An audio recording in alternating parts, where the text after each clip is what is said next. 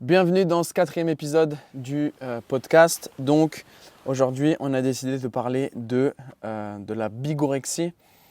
Je suis Nadjak de Plus Jamais Faible et je suis avec... Gianni de Train to Summit. Est-ce que tu sais ce que c'est la bigorexie ou pas? Je pense qu'il y a... Bien sûr que je sais ce que c'est. Je pense qu'il y a plein de gens qui Savent pas ce que c'est. savent pas ce que c'est. Oui, vraiment. Et en même temps, je me dis, il y a peut-être aussi pas mal de gens qui savent ce que c'est parce qu'on en entend de plus en plus parler ces derniers temps. Et je pense que c'est pas mal qu'on en parle parce que ça va un peu faire la continuité avec le podcast d'avant où on a un peu parlé de santé. D'ailleurs, si tu ne l'as pas écouté ou regardé, va le faire parce que déjà on est toujours dans un cadre qui est assez stylé et puis parce que je pense qu'on parle de choses assez intéressantes.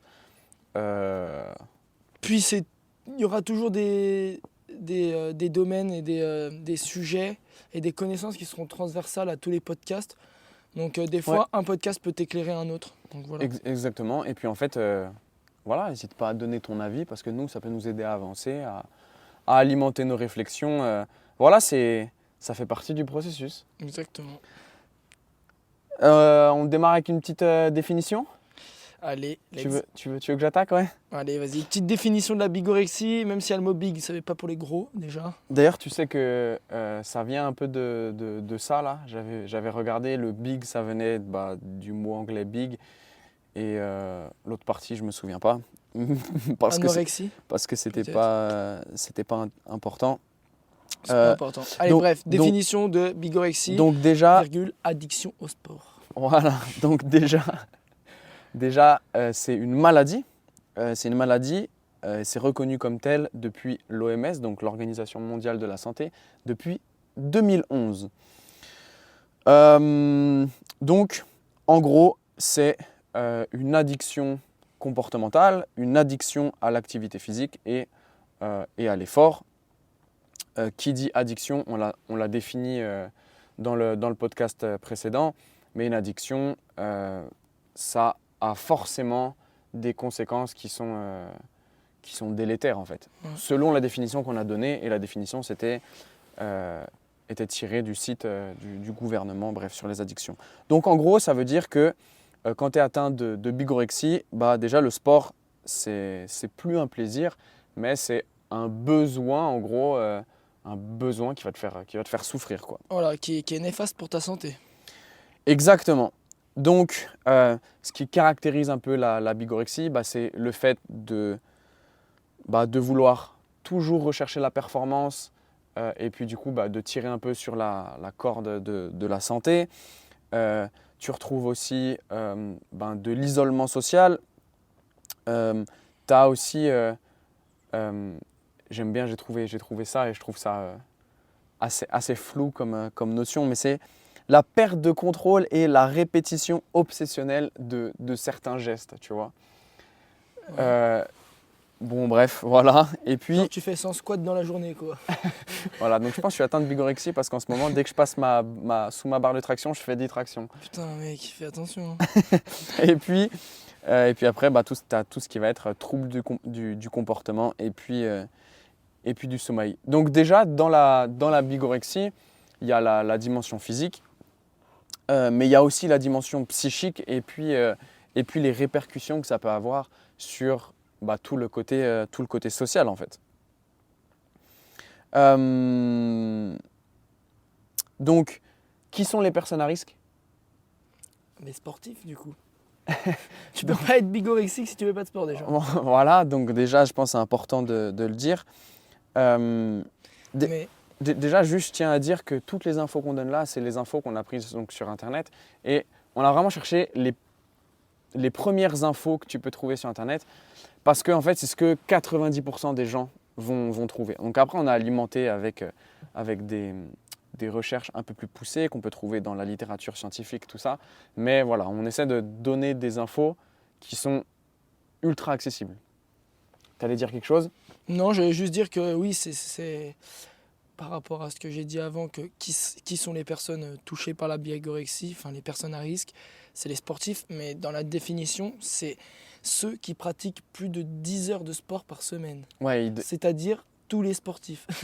non, peut-être pas, mais ils disent nous sommes bigorexiques. Ouais, ils disent ceux qui font plusieurs heures de sport par jour et aussi ceux qui font plus de 10 heures de sport par semaine. Alors déjà, c'est marrant parce qu'on en a parlé dans le podcast d'avant. Je pense qu'on s'entraîne largement plus de 10 heures par semaine. Ouais. Étant donné qu'on s'entraîne quasiment tous les jours. Moi, 6 jours par semaine. Toi, en gros, c'est entre 6 et 7, je pense. Ouais, entre 5 et 7 jours par semaine. Entre ça 5 dépend et des 7, périodes, voilà. mais- Donc au final, je pense qu'on y est Ouais. assez plus de 10 heures Moi, de je sport calcule par en volume semaine. horaire très concrètement. Semaine basse, je suis à 8 heures et semaine haute, je peux monter jusqu'à 17, 18 heures. Donc, Je suis bigorexique. bah voilà, fin du podcast. Voilà, ciao. Donc déjà pour moi, selon ce critère-là, ça voudrait dire déjà que tous les sportifs de haut niveau sont atteints de bigorexie. Sans exception, parce qu'un sportif de haut niveau ne s'entraîne moins de 10 heures. Hein. Voilà, sportif de haut niveau. Et puis si tu vas même dans le sportif pro, bah eux, ça veut dire que c'est encore pire. Dans Ouais. pro, j'entends qui gagne sa vie grâce à son sport. Parce que oui, tu peux être dans le haut niveau, mais pas être pro. Merci le système sportif français. Bref, Ouais. petit aparté. Mais parce que oui, quand tu fais du haut niveau, tu t'entraînes souvent plusieurs fois par jour. Et puis, ouais, Et et quand tu es pro, surtout c'est ton taf. ouais, C'est ton taf. ta donc... vie en dépend un peu de tes performances. Exactement, hein, ta et vie. de tes entraînements. Ouais, du c'est coup. ça, c'est exactement ça. Ta vie dépend de tes performances. C'est un métier. C'est un métier. Donc en gros, si on extrapole la bigorexie sur le travail, tu travailles plus de 10 heures par semaine, donc tu serais bigorexique du travail. En fait, c'est ça. Ouais, c'est une addiction au travail. Non, Voilà. non, mais voilà, en gros ce qu'on veut dire un peu, c'est que dans les définitions de la bigorexie, je pense qu'il y a des choses qui sont vraies. L'addiction au sport, ça existe vraiment. Oui. Je pense juste qu'il y a des choses qui sont pas justes, quoi. C'est pas parce que tu t'entraînes 10 heures dans une semaine que tu es atteint de bigorexie. Et on l'a dit dans le podcast précédent, c'est pas parce que tu t'entraînes tous les jours que tu es sportif de haut niveau non plus. Okay, Ouais. on a parlé déjà des bienfaits de l'activité physique sur le côté cardiovasculaire, sur le côté musculaire. Donc on va pas le réexpliquer. Mais Je trouve que 10 heures, c'est c'est léger en fait. ouais, tu vois ce c'est que je veux dire? léger. C'est que c'est pas parce que tu as C'est une fourchette basse même. je trouve. Puis au final, c'est pas c'est pas le seul critère et c'est pas le seul critère donné par la définition non plus.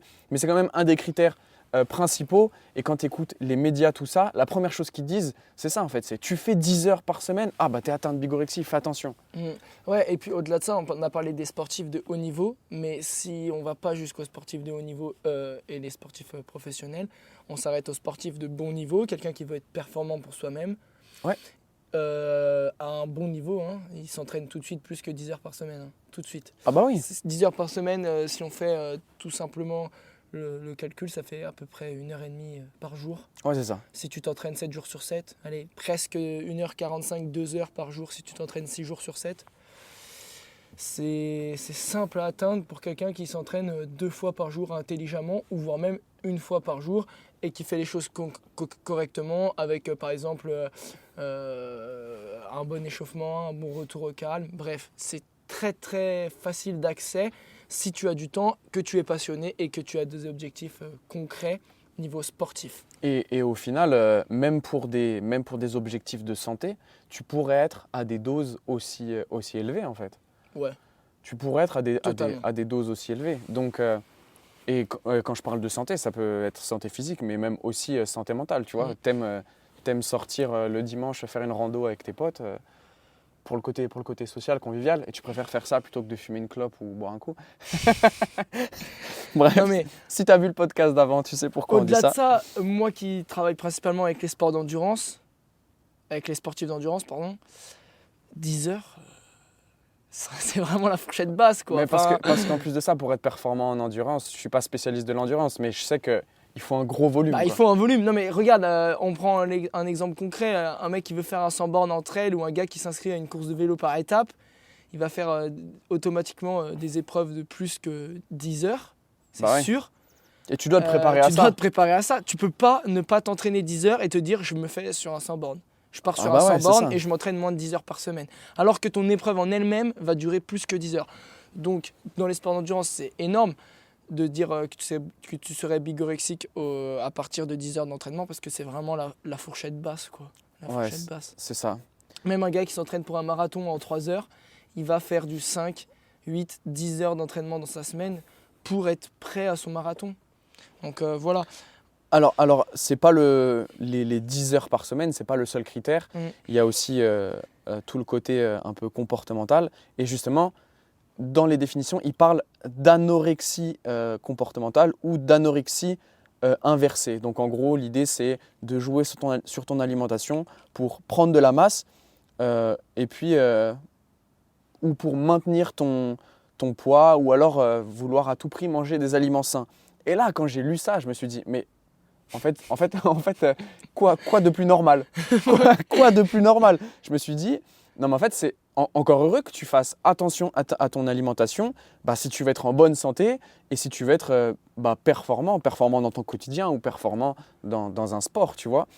Donc là, je me suis dit, là, ça pour le coup, pour moi, c'est un truc qui est trop gros dans la définition. Ouais. C'est que, en fait, aujourd'hui, c'est tellement banal de manger de la merde, de manger des produits transformés. Ouais. Il y a beau avoir tous les spots un peu publicitaires, là, manger, bouger, là, tu sais, qui te disent manger 5 fruits et légumes par jour, tout ça. Bon, le truc, c'est que c'est les mêmes depuis 10 ans. Depuis 10 ans, peut-être même plus. Depuis combien d'années, quoi. Et puis que, en fait, ça change pas, quoi. Et que j'ai pas les chiffres, mais je sais que par rapport, tu vois, à l'obésité, la malbouffe, tout ça, c'est que des stats qui augmentent, en fait. Sur les causes de mortalité, tout ça, pareil. Et on est en France. Et on est en France. Et ouais, en France, au final, on n'est pas le pire des pays. On est loin je pense qu'on est même un des meilleurs, tu vois. Ouais. Mais aujourd'hui, si tu fais attention à ton alimentation, t'es vu comme un ovni. Et c'est même pas que l'alimentation. Si tu fais attention aussi à ton activité physique, à ton sommeil, que tu fumes pas, que tu bois pas, t'es même d'un autre univers. D'un autre univers, clairement. C'est simple parce que déjà, il y a des moments où si tu fais attention à ton alimentation, ça peut impacter ta vie sociale. C'est-à-dire dire non parce que j'ai pas envie de venir manger avec vous dans un fast-food. Fast-food, par exemple, ouais. Tu peux perdre des amis pour ça, quoi, maintenant. Ouais, c'est ça. L'amitié, je pense, va au-delà de la nutrition ou de juste des pensées ou des convictions que la personne a. Donc voilà, c'est triste d'en arriver jusque-là pour une simple nutrition à laquelle tu t'intéresses, quoi, à laquelle tu fais attention à ta santé, donc à ta nutrition, à ton sommeil, à tout ce qui entoure la santé. Les piliers de la santé qu'on a cités dans le podcast sur la santé. Mais moi, il y a un point qui m'a encore plus marqué, c'est de dire que la bigorexie, ça a aussi des impacts parce que tu modifies ton mode de vie. Ouais, c'est là où j'allais en venir, ouais. Tu modifies ton mode de vie, certes, mais si tu modifies ton mode de vie pour prendre soin de quelque chose, en l'occurrence ta santé, ou ta performance, dès qu'il y a une modification, en fait, c'est juste qu'il y a un changement. Donc dans la vie, elle est faite de changements. Ouais, ce que j'allais dire. J'allais dire, la vie, c'est un changement. Oui, c'est constamment de se remettre en question pour voir ce que j'ai fait de bien, ce que j'ai fait de pas bien. C'est un remodelage perpétuel. Ouais, voilà, en fait, c'est ça. Ouais, c'est ça. Et je vois pas ce qu'il y a de mal, en fait. Je vois pas ce qu'il y a de mal si, entre guillemets, tu modifies une partie de ta vie pour prendre soin de ta santé. C'est pas dérangeant. Alors oui, si du jour au lendemain, tu modifies toute ta vie pour le sport et que tu es passé de 0 à 10 heures par semaine, peut-être là, il y a des choses à se dire, à pas aller dans les extrêmes. Exactement. Mais si tu essayes de mettre des choses en œuvre pour prendre soin de ta santé, donc ça passe par la modification de certaines habitudes, la modification de son alimentation, prendre en compte son sommeil, faire de l'activité physique quotidienne et la faire intelligemment, essayer de sortir d'un mode de vie sédentaire. En fait, tout ce que je viens de citer, il n'y a aucune chose qui est délétère, aucune chose qui va impacter ta santé de manière négative. Non, c'est ça. Donc, qu'est-ce qu'il y a de mal dans modifier son mode de vie? Je vois pas trop. Donc, tu vois, tu disais modifier son mode de vie du jour au lendemain, c'est pas forcément une bonne chose. Et en vrai, je suis d'accord, mais en fait, c'est même plus nuancé que ça. C'est que je ne sais pas si tu as déjà lu le livre L'effet cumulé, où en gros ça parle du pouvoir des habitudes. Lisez-le parce que c'est c'est des choses ultra simples, mais pour moi, ça a été révélateur. C'est mon mentor Saverio qui m'a dit de le lire. Mais où en gros, c'est ce qui te dit, de ne pas changer tes habitudes du jour au lendemain et qu'il faut les changer petit à petit et que ça a vraiment un pouvoir très fort sur le long terme. Mais il y a quand même des gens qui sont pas capables de faire ça de manière progressive. Ils ont besoin de changer du tout au tout du jour au lendemain. Donc, je pense que ce n'est pas forcément mauvais. Voilà, chacun fonctionne différemment. Si toi, du jour au lendemain, tu as envie de changer tes habitudes, fais-le. Dans le cadre de l'activité physique, si tu te mets à faire du sport, respecte quand même la surcharge. La surcharge progressive. Voilà, parce que ça, c'est un changement qui, si tu le fais du jour au lendemain, va te blesser à coup sûr. Du coup, c'est néfaste pour ta santé. À coup sûr. Et ta santé physique, comment t'as là? Parce que voilà. je sais que quand tu es blessé, c'est pas toujours facile. Voilà, c'est pas toujours Mais du facile. coup, là où je veux en venir, c'est qu'il y a une question de dose et c'est comme tout, la dose fait le poison. Donc, dire que la dose pour être atteint de bigorexie, qui est, je le rappelle, une maladie, selon l'OMS, je pense que 10 heures, on est loin de la dose réelle, tu vois, oui. pour être atteint de cette addiction. Ouais, ils auraient mis la barre à 20, 30 heures, tu sais, quelqu'un qui s'acharne vraiment au sport sans être performant. Là, peut-être que dans la définition, ça prendrait un peu plus de sens parce que certes, passer 20, 30 heures quand tu passes autant de temps au sport que peut-être à ton boulot, parce qu'en France, on est à 35 heures par semaine. Hein. Donc, voilà, peut-être qu'à ce moment-là, ça peut commencer à être néfaste parce que peut-être que tu te renfermes là-dedans.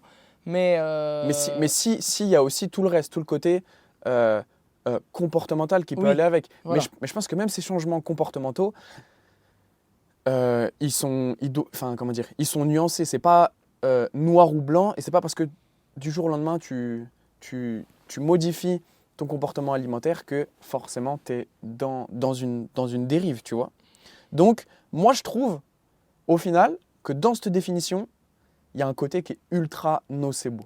Ouais, nocebo et puis réducteur de fou. Ouais, c'est vrai. De fou. En fait, la barre est placée tellement basse. Exact. Ouais, c'est ça en fait. Que, en gros, limite, tu laisses pas la place à l'excellence et au travail, quoi. En fait, c'est simple. C'est que toi et moi, on est malades. Mais c'est vrai. Ouais. C'est vrai. Et en fait, je connais énormément de monde malade alors. À partir de ce moment-là, on te dit que tu es malade, il y a quand même un impact social et psychologique. Putain, je suis malade, j'ai un problème en fait. C'est ça que ça veut dire. C'est que. Enfin, c'est là où pour moi c'est un discours nocebo, c'est qu'en fait on est malade. Alors que je pense qu'on est très loin d'être dans des doses qui sont délétères pour notre santé. Et je pense qu'on fait même. Aujourd'hui, je pense qu'on fait même plus on fait du sport pour notre santé et puis quand même un peu pour le côté performance. Ouais. Moi, j'ai pas honte de dire que je le fais carrément plus pour un côté performance que santé. Ouais, un peu. Parce que je pense que la santé en suivra si je le fais pas d'une manière débile. Mais tu le fais pour le côté performance à ton niveau. Ce que je veux dire, c'est ce que je veux dire, c'est que tu n'es pas dans le haut niveau et tu n'es pas sportif professionnel. Je serais pas avec toi. T'es préparateur physique, donc t'es pro dans le milieu du sport. Voilà, exactement. Mais je pense que on est loin de ça. En fait, la performance au service de sa santé.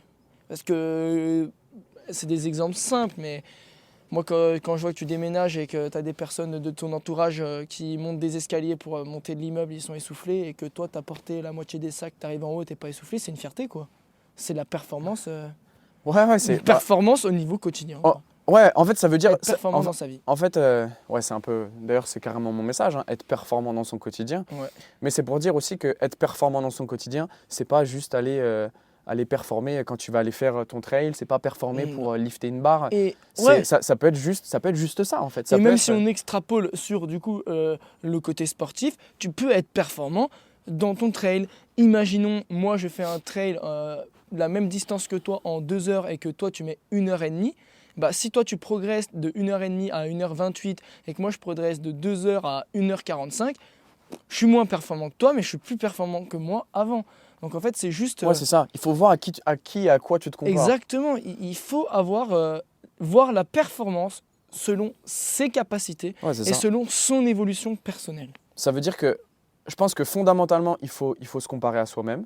De fou. Exactement. Ça ne veut pas dire qu'il ne faut pas se comparer aux autres. Et ça, peut-être qu'on dérive un peu du sujet, mais tu sais, avec ces histoires de faire des compétitions pour les enfants sans médaille. Pour moi, c'est une erreur, c'est une connerie.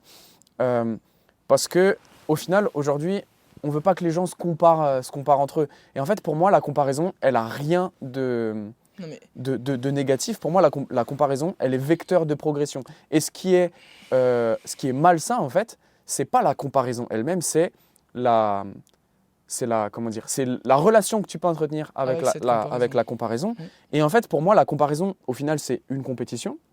Et la vie, c'est une compétition. Et la vie, c'est une comparaison. Quand tu as progressé, tu te compares à toi avant. Exactement. In fine, c'est ça. Donc voilà. Je pense que... Voilà, on s'est un peu écarté, mais on s'est un peu écarté, on va revenir à la bigorexie. Mais ouais, voilà, tout ça pour dire que la fourchette est assez basse et laissez pas place à la médiocrité, quoi. Enfin, faut rester quand même... avoir des envies, des objectifs qui sont peut-être pas atteignables, qui sont hauts, pour garder cette envie de faire du sport, faire attention à sa santé, enfin voilà, quoi. Ce qui est difficile, c'est que souvent ton entourage, il vise bien plus bas que toi et du coup, toi, tu te trouves un peu tu te dis, peut-être qu'en fait, je vise trop. Non. Ouais. Non, donne-toi les moyens d'aller là où tu veux aller et tu y arriveras. Et puis pense à toi aussi, il faut être un petit peu égoïste. Hein. Je pense aussi. Dans la bigorexie, du coup, on a aussi là ce point-là qui est mis en avant dans la définition, c'est que si tu fais pas d'activité physique, tu ressens un manque. En gros, tu deviens irritable, tu es nerveux, tu as de l'anxiété, et puis après, ça peut aller jusqu'à perturber ton sommeil, tout ça. Donc ça peut être quelque part un vrai comportement d'addiction. Après, le fait que tu sois irritable, je pense que prive n'importe qui de quelque chose qu'il aime faire, tu seras irrité. Oui. Dans tous les cas. Ouais. Donc, et ça impactera ton comportement. Exactement, ça impactera ton comportement. Donc voilà, c'est juste, je pense qu'il faut quand même bien nuancer cette définition, tu vois. Oui, puis il y a des points qui sont compréhensibles, ou si tu pousses un petit peu dessus, en gros qu'il y a des aspects comportementaux. Si tu pousses dessus, oui, c'est sûr qu'il y a des aspects comportementaux et que là, ça peut être vraiment une alerte. Mais de là à dire qu'on te prive du sport, t'es irrité, ouais, comme tu as dit, en fait, c'est surtout. Si demain, on me prive de voir mes potes, je vais pas être content non plus, quoi. Ouais, moi, quand j'étais petit et que je jouais beaucoup aux jeux vidéo, quand mes parents me privaient de jouer, j'étais irrité, ouais. C'est surtout ce qu'on aime, c'est quelque chose qui tu prends du plaisir. Si on te le prive, automatiquement, c'est compliqué. Donc, ouais, là, sur ce point-là, moi, je suis vraiment pas d'accord. Je vois pas le rapport avec forcément le sport en lui-même, en fait. Ça touche tous les domaines. Ouais, c'est ça, exactement.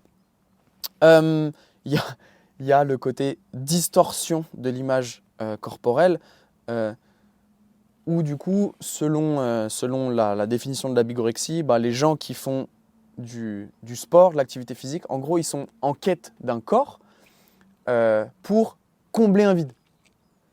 Et moi, la première question que je me suis posée, c'est « et alors ?» Et alors, tout le monde a le droit de combler ses vides comme il l'entend, tu vois. Ouais, et chacun ses objectifs aussi. Rechercher l'exploit, la performance à son niveau, contrôler son corps, avec développer sa force, son physique, voilà. On sait que ça, et ça il y a un paquet d'études de psychologie là-dessus, que ça permet de renforcer tout ce qui est lié au soi, en fait, l'estime de soi, la confiance en soi, la perception de soi, toutes ces notions-là. Donc, je vois pas où est le problème. Ouais. Je vois pas où est le problème. Alors, si après, ton physique tourne à l'obsession et que tu rentres dans des conduites extrêmes, par exemple, tu veux avoir un physique et puis tu te mets à prendre des stéroïdes, tout ça, là, peut-être qu'en effet, tu as une conduite qui est déjà, c'est une conduite dopante. Mais peut-être que tu t'orientes en effet vers une pratique liée à une addiction, tu vois. Mais si tu fais attention à ton sommeil, à ton alimentation, en fait, que tu mets les chances de ton côté, je vois pas où est le problème. Ouais, et puis encore une fois, sans être forcément dans les extrêmes. Juste trouver des méthodes qui te conviennent à toi pour prendre du plaisir dans ton sport enfin, prendre du plaisir dans son sport, atteindre ses objectifs sans être dans les extrêmes. Et puis encore une fois, je pense, et c'est même sûr, que beaucoup de personnes qui vont à la salle, mais énormément de personnes qui vont en salle de sport, en salle de musculation, ils vont pour un aspect esthétique. Et même des personnes qui s'entraînent moins de 10 heures. Hein. Ouais. Des personnes qui s'entraînent moins de 10 heures. Donc, Et c'est une bonne chose. et c'est une bonne chose, certes, c'est juste prendre soin de soi. Aujourd'hui, t'es, comment dire, t'es narcissique, t'es égocentrique si t'es fier de ton corps. Ouais. Tu vois? Alors que tu as travaillé pour. Alors que tu as travaillé pour. Donc c'est vrai que ouais, ça rejoint un peu, tu sais, ce qu'on appelle un peu en ce moment la culture de la médiocrité. Là. Mm. Parce que tu te donnes, parce que tu mets les chances de ton côté, parce que tu fournis le travail nécessaire, au final, tu es un ovni, et même pire que ça, tu es malade en fait. Ouais. Tu es malade. Tu es malade parce qu'en fait, tu sors de la norme et tu n'es pas en train de niveler ton niveau vers le bas, toi, tu es en train de le niveler vers le haut. Tu essaies de devenir quelqu'un de meilleur en fait. Ouais. Donc ça, je trouve que c'est grave en fait. C'est grave. Et pour moi, c'est pour ça que je disais que ça rejoint un peu ce discours nocebo. Ensuite, d'après les définitions, toujours, hein, on reste autour de cette notion qu'est la bigorexie. Soi-disant, quand tu es atteint de bigorexie, ton système de récompense du cerveau, il est complètement détraqué. Ouais. Tu peux nous parler un peu de la dopamine ou pas? Bah ouais, enfin, c'est un neurotransmetteur qui est lié au plaisir, déjà, et à la récompense. Donc, Plaisir et récompense. neurotransmetteur, ça veut dire que c'est une hormone, en fait, Ouais, une hormone. une molécule en gros que ton corps il sécrète et ça te procure une sensation de plaisir, pour faire simple. En gros, dès que tu fais quelque chose qui te procure du plaisir, une sensation agréable ou qui te procure vraiment quelque chose que tu aimes, tu sécrètes de la dopamine. Et dans le monde actuel, malheureusement ou heureusement, on est face à des événements, des événements et des récompenses immédiates. Ouais, Donc en gros, on sécrète la dopamine immédiatement, on a le système de récompense qui est mis en marche tout de suite, ouais, c'est ça. par exemple sur les réseaux sociaux, ou par exemple, on voit un mec être champion du monde, on voit la vidéo quand il est champion du monde, mais tu vois pas les 4 années qu'il a fait à Ouais, c'est travailler ça. avant, donc tu dis ouais, il est champion du monde, donc tout de suite sécrétion de dopamine, enfin voilà, en fait on voit que la face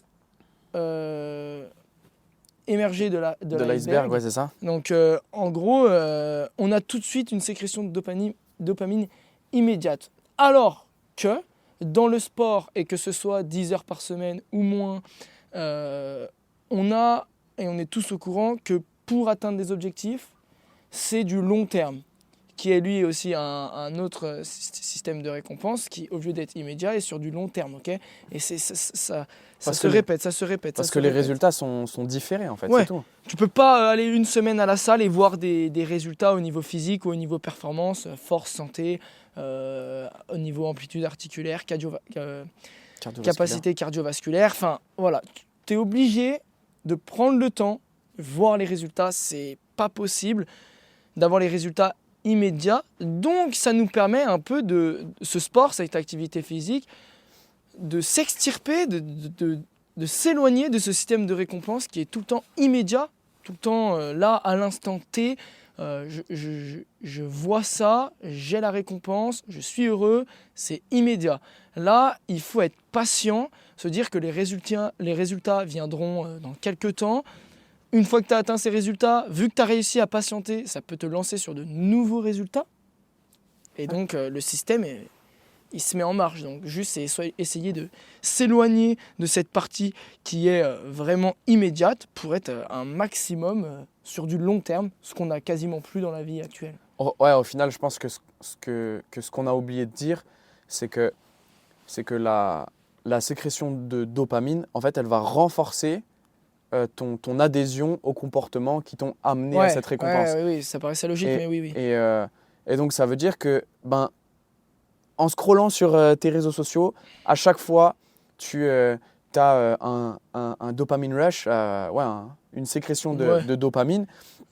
Donc, tu as, ce plaisir, tout ça. Et donc, en fait, ton comportement, il est impacté. Et en fait, tu vas encore plus passer de temps pour avoir encore plus de dopamine. Et en fait, c'est cette fameuse relation dose-réponse. Et c'est que du coup, pour avoir la réponse de plaisir, tu vas avoir besoin d'une dose toujours plus élevée. Donc, plus tu vas scroller, plus tu vas scroller. En gros, c'est ça que ça veut dire. Ouais. Donc, c'est ça en fait.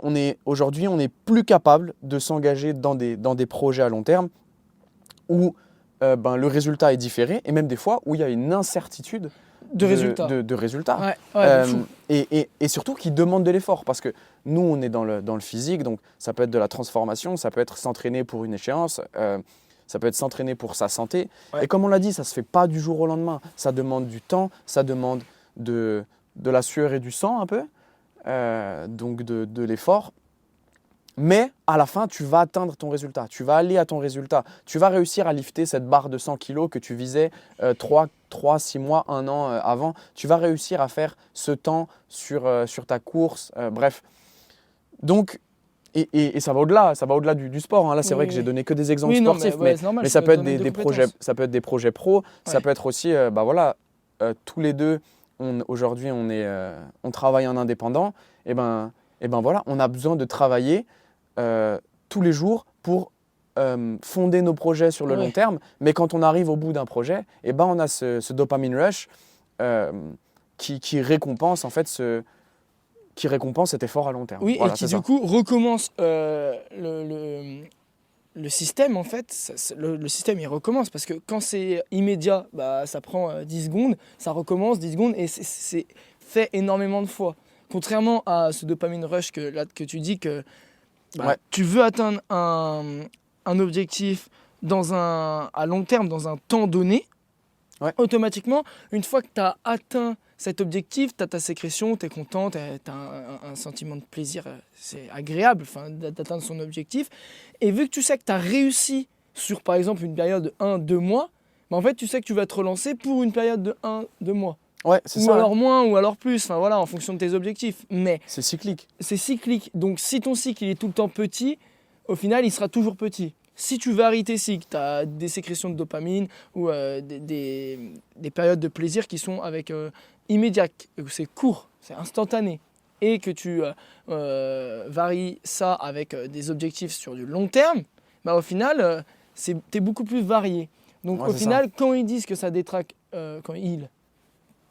ceux qui donnent la définition en tout cas. Ceux qui donnent la définition. Est-ce que ça détraque vraiment le système de dopamine ? Je dirais que non, et plutôt ça le rééquilibre.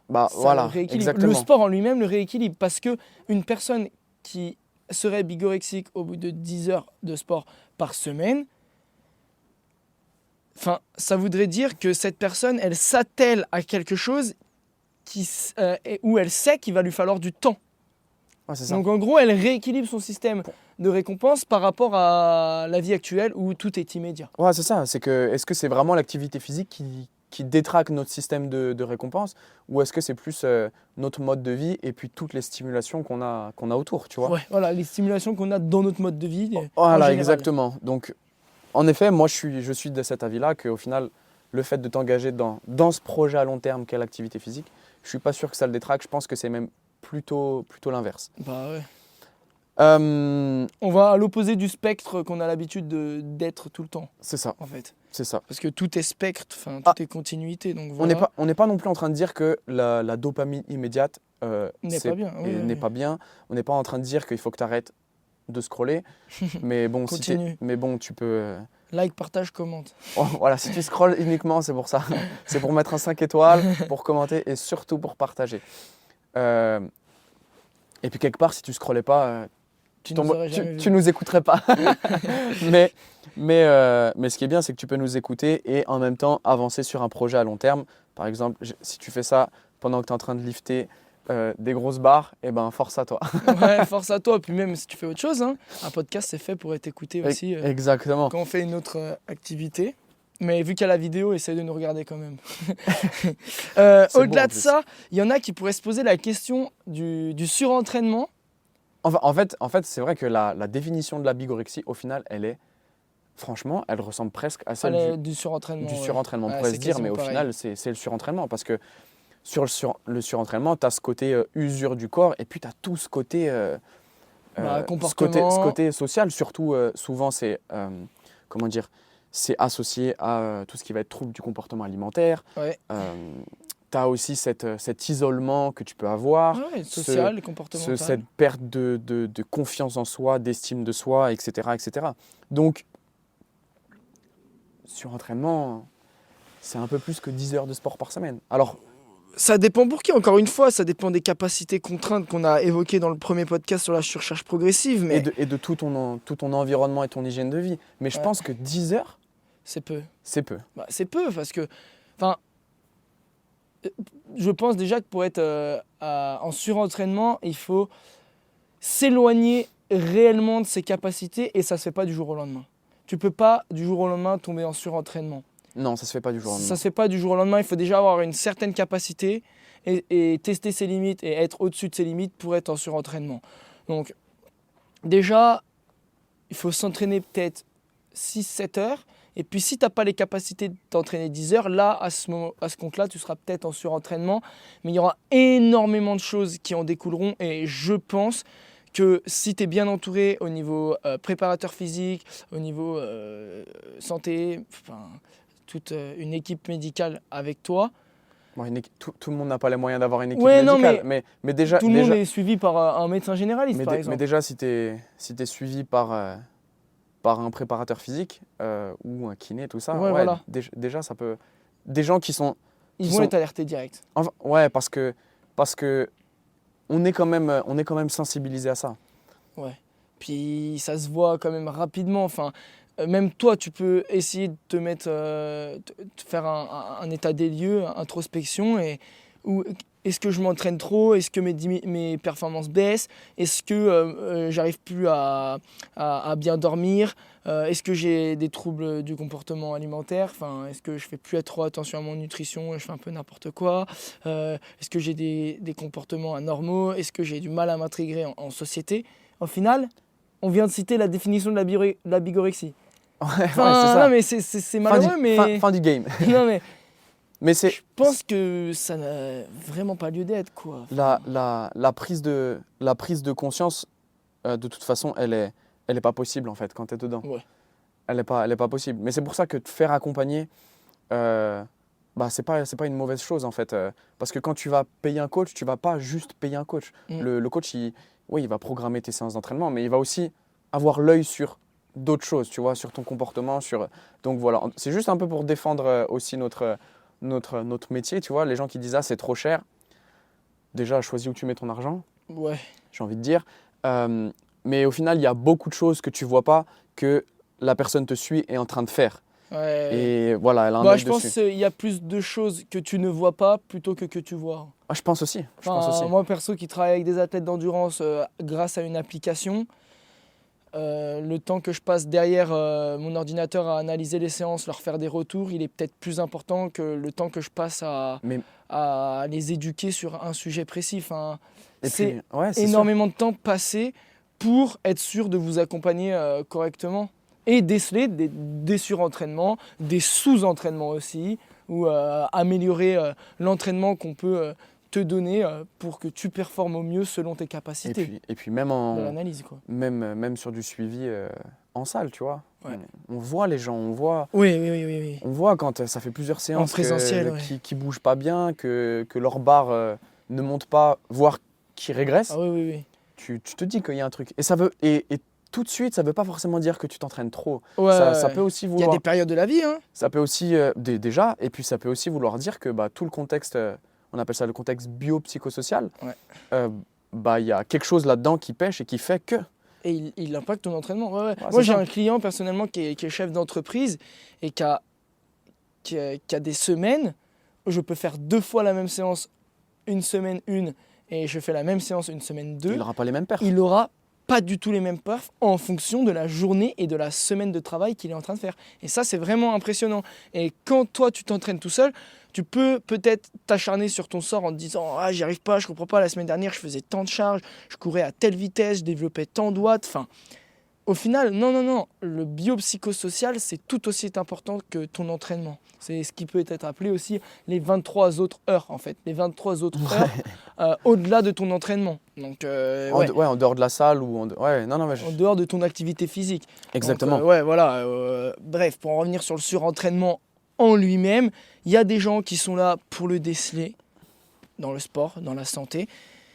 C'est quand même difficile d'être en surentraînement, on va pas se mentir, il faut une certaine dose pour l'atteindre. Je sais pas si c'est difficile, mais en tout cas, c'est pas du jour au lendemain. C'est pas du jour au lendemain, ça c'est sûr. Mais moi, il y a une chose qui me frappe dans la définition, enfin, on n'a pas cité la définition du surentraînement, mais on a cité des facteurs et des causes et conséquences du surentraînement.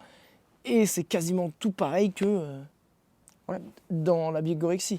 Enfin, il y a quand même beaucoup de rapprochements. Il y a beaucoup de notions qui s'en rapprochent. C'est exactement ça. Donc voilà. Peut-être que si tu es en surentraînement, tu es bigorexique.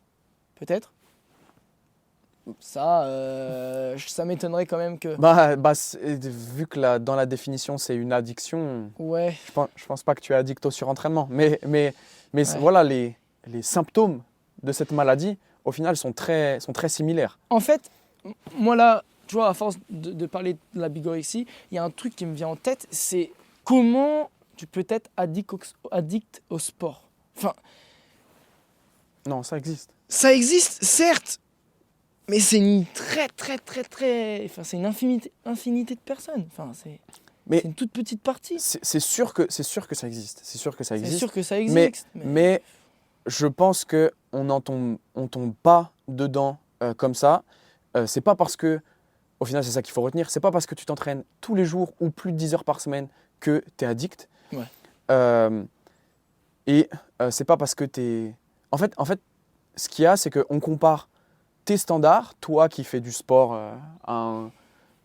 régulièrement, tous les jours, enfin, ce que je viens de dire, on compare tes standards à des standards de personnes qui ne font rien. Donc forcément que pour ces gens-là, tu es addict. Mais la réalité, c'est que ce n'est pas le cas. Et au final, deux choses, c'est qui sont les personnes qui définissent ces maladies-là, cette addiction au sport, cette bigorexie. Et deuxième chose, si c'est une addiction, eh ben, félicitations parce que tu as bien choisi ton addiction. Ouais, fou. Sauf si, et voilà, il faut quand même nuancer. Ça dégrade ta santé. Voilà, exactement. Sauf si ça a des effets délétères sur ta santé, parce que c'est ça la définition de l'addiction. Ouais. Et je pense que même là, si ça a des effets délétères sur ta santé, même là, il y a une nuance, parce que si tu prends les sportifs pros, les sportifs de haut niveau, on l'a dit au début, mais quand tu es un athlète, tu fais le choix de sacrifier une partie de ta santé pour ta performance. Et quand tu es pro, c'est normal parce que ta vie et même ta survie en dépend. Si demain t'as pas de résultat. Si demain tu performes plus, tu n'as pas de résultat, et ben tu n'es plus payé, les sponsors te lâchent et tu es à la rue. Et c'est encore plus vrai, je trouve, dans le système sportif français.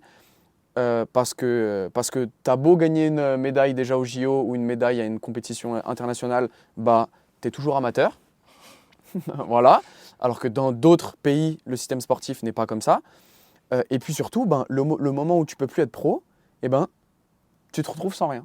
Ouais. Alors, heureusement que de plus en plus, la formation devient possible pour ces gens-là, pour ces sportifs de haut niveau. Moi, je me souviens, par exemple, j'ai fait mes études à l'université Savoie-Mont-Blanc, et pendant que j'étais là-bas, il y avait Christophe Lemaître, sprinter français, c'est ça ? Sprinter français, qui était aussi dans la même université, et lui, je sais qu'il faisait une école dans le commerce, je crois, tout ça. Voilà, il s'est reconverti. Et donc, du coup, il avait en gros une formation aménagée en même temps que sa carrière de sportif pro. Donc, heureusement qu'on a ça. À mon sens, on est très en retard là-dessus. Et je ne sais plus où je voulais en venir. Je voulais juste en venir. Choisis ton addiction. Ouais. Choisis ton addiction. Parce qu'on en a parlé l'autre fois, mais il y a quand même plus d'effets positifs à faire de l'activité physique que fumer une clope ou boire de l'alcool régulièrement. Ouais, mais au-delà de Et ça, voilà. même si le sport a un petit aspect délétère sur ta santé, un petit aspect délétère, j'entends par là, tu as des petites douleurs, tu as des petites gênes en bas du dos, aux épaules, aux hanches, enfin des petites gênes. Ça a un aspect délétère sur ta santé, certes, ok, mais c'est pas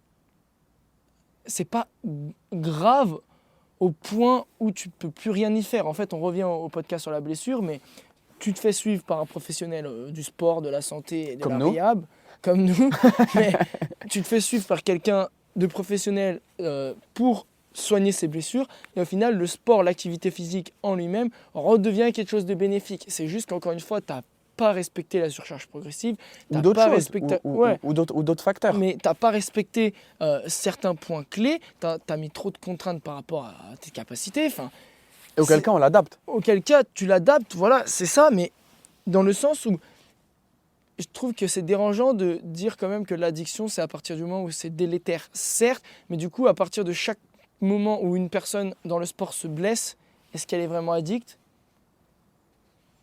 Je pense pas. C'est juste tu fais des erreurs, c'est comme partout. Tu fais des erreurs, tu apprends de tes erreurs. Chaque sportif dans sa vie et sa carrière de sportif, carrière d'athlète, aura des blessures, des gênes, des douleurs. Mais en fait, ce qu'il y a, c'est que le sport, ça blesse, mais l'inactivité, ça blesse aussi. beaucoup plus, Et mais ça- ça blesse beaucoup plus. Et ça blesse peut-être même, voilà, encore plus. Et encore une fois, on en revient au podcast de la dernière fois. On a parlé de la sédentarité, de l'inactivité. Le piège, c'est que c'est des blessures. Tu sais, c'est même pas des blessures traumatisantes, mais c'est pas non plus des blessures d'usure. Mais c'est des choses qui s'installent sur le long terme. Et à un moment, ça va te rattraper. Ouais. Ça, c'est sûr. Bon, je pense que là, on a bien tourné autour de la bigorexie. Voilà. Je pense que vous avez un peu notre avis. En tout cas, moi, je pense que ce qu'il faut retenir, c'est la bigorexie. Non, tu n'es pas malade. Ouais, Voilà. non, tu n'es pas malade, c'est sûr. Et puis, je pense aussi qu'il faut être bien entouré parce que pas forcément regarder ce qu'on trouve sur Internet et tout, être bien entouré, en parler autour de nous, avec des coachs, avec des kinés, avec des ostéos, avec des personnes du corps médical. Qui Et- sont sensibilisés à ça, ouais. Ouais, et qui en fait auront les pistes pour t'aiguiller toi sur certains aspects de ta pratique sportive et qui pourront aussi éloigner les pistes un peu extrêmes comme la bigorexie. Et je rajouterais aussi que si tu te fais suivre par un coach, je pense que déjà au travers de ces quatre podcasts, on est préparateur physique, mais on aborde quand même beaucoup de sujets et on se rend compte à quel point la préparation physique, du coup, c'est vaste et large. Il n'y a pas qu'une seule Très, très dimension. vaste. Ah ouais. Et dans la préparation physique, on appelle ça de la préparation mentale, mais tu vois, il y a la dimension mentale aussi. Et on Oui, n'est pas expert là-dedans, mais par contre, on y est sensibilisé, on a quand même des notions. Et voilà, il y a un moment où il faudra aller voir des gens qui ont une profession qui est dédiée quelque part à tes besoins, à tes problèmes. Ouais, parce qu'au final, une maladie, c'est quand même lié énormément à la psychologie. Si c'est une addiction, c'est énormément psychologique. Voilà, il aussi. y a une côté psychologique, Il y mais a- peut-être que tu vas avoir besoin de voir un préparateur mental Ouais, ou alors un psychologue, psychologue ouais. ou un psychiatre. Voilà, c'est juste là où on voulait en venir. On n'est pas en train de cracher sur le corps médical, absolument pas, justement. On remet juste un peu en question cette définition de la bigorexie, surtout qui définit ces termes. ouais. Et puis le mot de la fin, c'est ça, c'est non, tu n'es pas malade. Non, tu n'es pas malade. Voilà. Non, mais c'est vrai. On peut te suivre où pour discuter avec toi de bigorexie? Non, mais honnêtement, là, à chaque fois, on vous donne nos réseaux sociaux et tout, mais c'est fait aussi pour Pour échanger. pour échanger sur différents sujets, que ce soit sur les réseaux sociaux, par message, vraiment en discussion pure et dure, ou en fonction des personnes qui nous écoutent, si on a la chance plus tard de se rencontrer dans la vie, sur un séminaire, sur une formation, bref, Absolument. se rencontrer en réel, avoir de belles discussions autour de différents projets. C'est pour ça aussi que c'est important de nous suivre et de savoir où nous trouver. Donc Puis toi, c'est aussi pour ça qu'on fait ce podcast. ouais, pour partager, apprendre et juste divulguer la bonne information, si je puis dire. C'est ça, exactement. Donc te retrouve où moi, on me retrouve sur Instagram, @natjacques, plus jamais faible. Et puis sur ce podcast. Hein. Ok, et juste... Et pour toi Ouais, moi, non mais juste pour toi, concrètement, ton domaine de compétences cible, enfin là où tu es le meilleur, parce que la préparation physique, comme tu l'as dit juste avant, c'est très très très large. C'est quoi ton domaine de compétence? Là où tu es le plus compétent et les athlètes que tu peux au mieux répondre à leurs besoins? Alors, c'est les athlètes ou les personnes. Oui, moi j'appelle athlète toute personne qui fait du sport. De Alors, toute façon. moi, mon domaine de compétence, donc, c'est la préparation physique avec le développement athlétique. Et tu n'as pas besoin d'être athlète pour augmenter ton potentiel athlétique. Et puis surtout, tout ce qui va être intervention sur des douleurs articulaires ou même sur des blessures, donc pour améliorer les douleurs. Donc c'est tout le travail articulaire qu'on peut faire. Ok. Et toi donc? Ben moi, on peut me retrouver pareil sur Insta et sur le podcast. Avec Nat, bon, pas mal de collaborations avec Nathan, donc c'est pas anodin si vous me croisez sur ses contenus et si vous le croisez sur mes contenus. Sur Insta, Train To, c'est un 2, c'est pas T-O et Summit, comme sommet en anglais, Train To Summit. Sinon, tu tapes Gianni Colli, préparateur physique, tu trouveras forcément mon compte Insta. Et je pratique voilà, principalement avec des sportifs d'endurance. Et en fait, j'ai essayé d'amener des principes de préparation physique qui sont trop peu utilisés en sport d'endurance. Donc voilà, tout ce qui est travail articulaire, parce que malheureusement les sports d'endurance c'est répétitif dans une amplitude assez faible en général, donc c'est intéressant de travailler l'articulaire pour donner de la variabilité de mouvement. Je fais aussi du coup de la préparation spécifique à ton sport d'endurance, préparation physique spécifique, si on peut appeler ça spécifique, parce que la préparation physique, ce que j'aime bien faire, c'est m'éloigner. On en fera un podcast. Ouais, on en fera un podcast, mais c'est s'éloigner un petit peu de la spécificité de l'activité. Et au final, j'accompagne aussi des athlètes blessés, de la blessure jusqu'au retour au sport et à la performance. Mais ce qu'il faut bien comprendre, c'est que tout ça tourne autour du sport outdoor, trail, running, cyclisme, ski de fond l'hiver, ski de rando, enfin voilà. Tout ce qui a trait autour de la performance en sport outdoor. Et ce n'est pas que de la programmation. Il y a plein d'outils à disposition qu'on peut utiliser. Donc voilà. Merci. Merci. Merci de nous avoir écoutés. Encore une fois. Partagez. Ouais, partagez. Commentez. Oui, et mettez un petit 5 étoiles là. 5 étoiles, ouais, sa référence, ça fait plaisir. Exactement. Et n'hésitez vraiment pas à venir nous en parler des points qu'on peut améliorer sur le podcast. Si vous avez des idées de lieux où on peut tourner, on est de fous preneurs, vraiment. Ou de sujets, des questions que vous avez. De sujets, voilà. On essaiera d'y répondre avec c'est le nos but en fait de partager c'est ça. avec toutes les personnes qui veulent apprendre et en savoir plus sur c'est de suivre le processus. Voilà, la préparation physique et le sport en général. Donc voilà, merci à vous d'écouter. Et ciao.